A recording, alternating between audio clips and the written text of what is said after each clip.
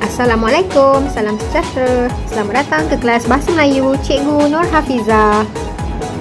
Syabas kerana anda telah hadir ke kelas PDPR kita pada hari ini. Walaupun cuti lama, anda tetap hadir pada kelas. Okey, tahniah cikgu ucapkan. Sebelum kita pergi ke topik pembelajaran kita pada hari ini, mari kita lihat contoh satu kata-kata hikmah daripada tokoh pemimpin terkenal dari India. Okey, beliau menyatakan bahawa kesihatan ini ialah kekayaan yang sejati, bukan emas, bukan perak. Maksudnya kesihatan ni adalah benda yang sangat bernilai dan berharga berbanding emas dan harta. Kenapa agaknya? Sebab kesihatan ni lah antara benda yang kita tak dapat beli dekat mana-mana sekalipun. Okey, walau kaya pun kita, kalau dah sakit, dah tak ada guna juga kan. Okey, jagalah kesihatan anda dengan sebaik-baiknya. Jadi topik kita hari ini masih lagi berkisar tentang kesihatan. Mari kita tengok apa yang kita nak belajar pada hari ini. Baiklah kelas, jadi agenda kita pada hari ini ialah yang pertama kita akan tengok apakah yang kita dah belajar pada topik yang lalu. Okey, yang kedua saya akan terangkan tentang apa yang kita nak pelajari pada hari ini. Dan last sekali ialah penutup seperti biasa. Okey, seterusnya objektif pembelajaran pada hari ini ialah kita akan fokuskan kepada kemahiran 3.21 iaitu kemahiran menulis. Jadi cikgu harap anda akan dapat menulis untuk menyatakan maklumat yang terdapat dalam bahan yang kita akan bincangkan nanti. Okey, menulis untuk menyatakan maklumat yang betul dengan mengaitkan sumber pengetahuan sedia ada anda dari pelbagai sumber dengan menggunakan ayat yang gramatis. Okey, inilah fokus kita pada hari ini. Okey, jadi kriteria kejayaannya pula ialah pada akhir pelajaran nanti cikgu harap kamu semua dapat menulis sekurang-kurangnya 5 ayat. At least sekurang-kurangnya 5 ayat daripada situasi yang kita baca nanti. Okay, situasi yang dibaca, didengar, ditonton dengan menggunakan ayat yang betul, tepat dan gramatis. Okey? Okey, jadi cuba perhatikan gambar di bawah. Apakah yang dapat anda lihat pada gambar di bawah ni? Okey, di sana ada sejenis penyakit kulit kan. Nampak kat situ berbentuk gegelang merah yang berlaku di kawasan-kawasan kulit kita. Okey, pada pandangan anda lah, apa puncanya keadaan tersebut berlaku? Sebab apa agaknya? Cuba bagi beberapa cadangan. Okey, jadi bila jadi keadaan-keadaan macam tu, apa agaknya kesan kepada pesakit? Paling senang kita tengok benda tu akan menyebabkan kegatalan. Dan rata-rata kita akan rasa, pesakit akan rasa tidak selesa. Betul tak? Okey, jom kita bincang lebih lanjut tentang penyakit ini. Baiklah murid-murid, jadi mari kita lihat pada halaman muka surat 9 buku teks bahasa Melayu anda. Jadi tajuk kita hari ini menarik iaitu hindari dermatofit.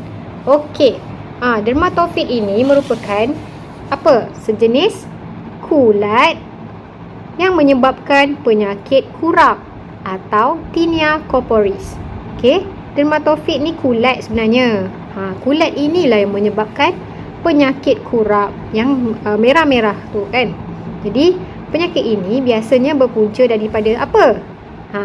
Okey, antaranya yang utama sekali ialah berpunca daripada pengabaian penjagaan kebersihan. Maksudnya tidak menjaga kebersihan dengan baik. Okey, itu yang paling utama. Kedua, keadaan kulit yang sentiasa lembap.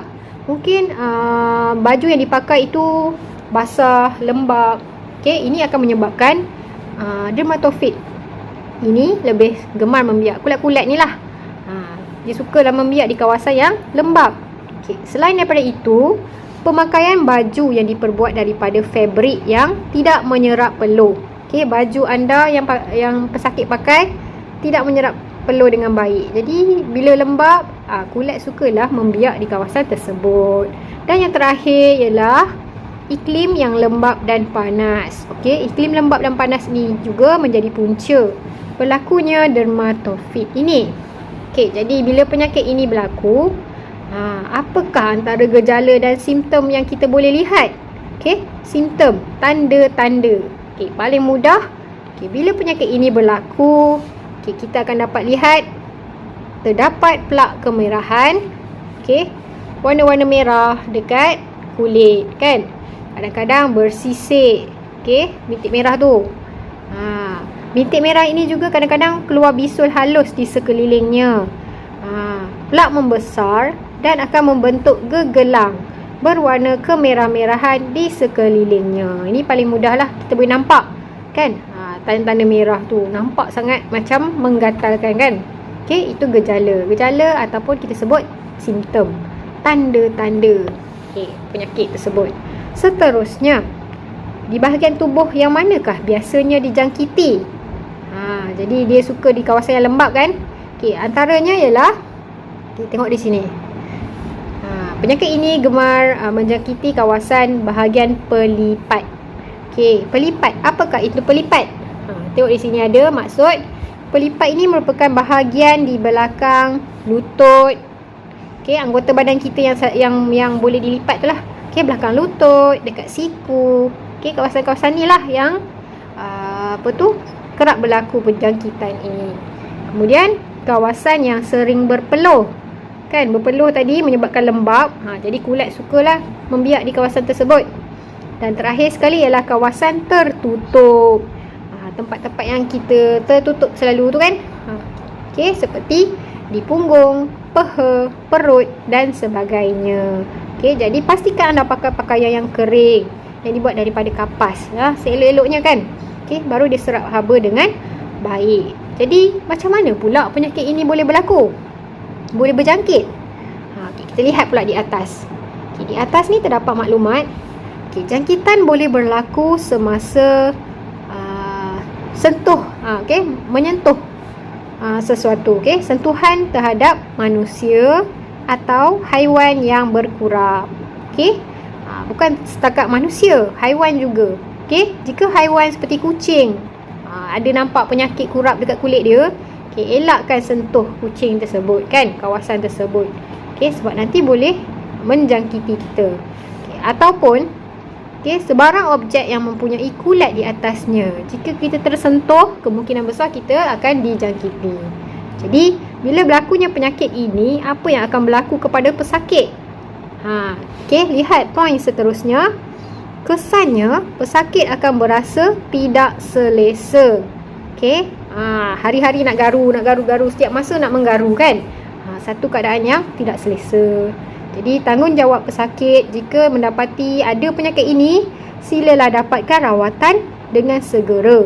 Okay, pastikan penyakit ini tidak disebarkan kepada orang lain. Seterusnya, jaga kebersihan diri, pakaian, tempat tidur dan persekitaran seperti di dalam bilik tidur dan di luar rumah. Elakkan berkongsi tuala, pakaian atau kasut dengan orang lain. Okey, bahan-bahan peribadi kan. Takkan kita nak kongsi tuala, pakaian, berus gigi semua tu. Okey, sebab ini boleh jadi antara medium penyebaran penyakit. Jadi guna yang sendiri punya, jangan share-share. Okey, last sekali, pastikan kawasan kulit yang terlibat tidak sentiasa lembab kan. Kawasan-kawasan tertutup tu janganlah pakai pakaian yang lembab-lembab kan. Tukar. Okey, selalu. Ni selalu PKP, sekarang PKP kan. Jadi jagalah kebersihan diri anda. Okey. Anda boleh lihat di bahagian tepi ini, cikgu dah masukkan beberapa maksud perkataan yang terdapat dalam teks. Contohnya pengabaian. Pengabaian itu bermaksud mengabaikan, tidak mengambil perhatian ataupun tidak mempedulikan tentang apa tadi? Kebersihan diri. Okey. Nombor 2 ialah perkataan keadaan kulit. Keadaan maksudnya kondisi. Okey, situasi, kondisi kulit tu. Okey, bila kulit selalu lembab, jadi kulit senang membiak. Okey, fabric. Fabric pula ialah kain. Kain lah. Kain yang dibuat daripada benang yang ditenun. Iklim pula bermaksud keadaan cuaca sesuatu tempat. Jika di Malaysia kita beriklim khatulistiwa kan. Iklim khatulistiwa ni Cuacanya lembap dan panas sepanjang tahun. Ini juga boleh menyebabkan penyakit dermatofik ni membiak. Okey, keadaan kulit bersisik. Kulit nampak bersisik-sisik kan, macam sisik ikan tu, bintik-bintik bersisik lah. Okey, tu maksud dia. Bintik merah pula bermaksud titik-titik pada kulit. Okey, yang berwarna merah-merah tu kan, itu bintik merah. Dan pelipat pula tadi saya dah terangkan, bahagian belakang lutut dan siku. Okey, inilah sedikit maksud yang terdapat dalam teks tadi kan, maksud perkataan tu. Okey, jom kita tengok tugasan hari ini. Okey, jadi setelah memperoleh pelbagai maklumat tentang penyakit dermatofik tadi, tentang dermatofik tu, jadi tugasan untuk hari ini, cikgu nak anda tuliskan ulasan tentang panduan penjagaan kesihatan dengan menggunakan perkataan dan rangkai kata yang terdapat dalam buku tadi, dalam bahan tadi pada muka surat 9. Okey, anda boleh gunakan semua maklumat yang ada. Okey, boleh ambil ayat dia dan cuba murnikan ayat tersebut. Gunalah penanda wacana supaya gramatis. Okey, jawapan anda hendaklah ditulis dalam buku nota panjang. Okey, langkah pertama, cikgu akan bagi tips-tips untuk menulis ulasan. Okey, bila tulis ulasan, cuba kenal pasti. Okey, tengok apa dia punya kata kunci soalan. So, kata kunci soalan kita pada hari ini ialah dia nak ni. Saya ingat pula. Saya ingat lagi. Okey, panduan penjagaan kesihatan. Okey, tentang dermatofik tadi. So, bagilah panduan kan. Okey. Selain daripada itu, jom kita tengok tips seterusnya. Teliti kehendak soalan, teliti maklumat yang diberi. Tadi saya dah terangkan, tengok balik apakah maklumat-maklumat yang perlu anda isikan dalam jawapan anda. Okey, jawapan anda tu hendaklah mengikut kehendak soalan. Okey, yang kedua, karangan anda itu, ulasan anda itu, mulakan dengan pembukaan isi dulu. Okey, bagi tahu dulu pendahuluan dia tentang apa tu. Okey, diikuti dengan 3 isi tersurat dan 3 isi tersirat. Okey, dan akhiri pula dengan kesimpulan. Ini dah belajar kan tingkatan 1 hari tu? Okey, jadi mulakan dengan pendahuluan. Okey, berikut merupakan panduan untuk menghindari penyakit menghindari dermatofik. So, masukkanlah isi-isi yang terdapat dalam bahan tadi. Okey. Bila nak buat kesimpulan pula macam mana? Biasa kesimpulan kita akan buat apa? Kesimpulan, cadangan dan harapan. Itu 3 komponen semasa membuat kesimpulan nanti. Okey.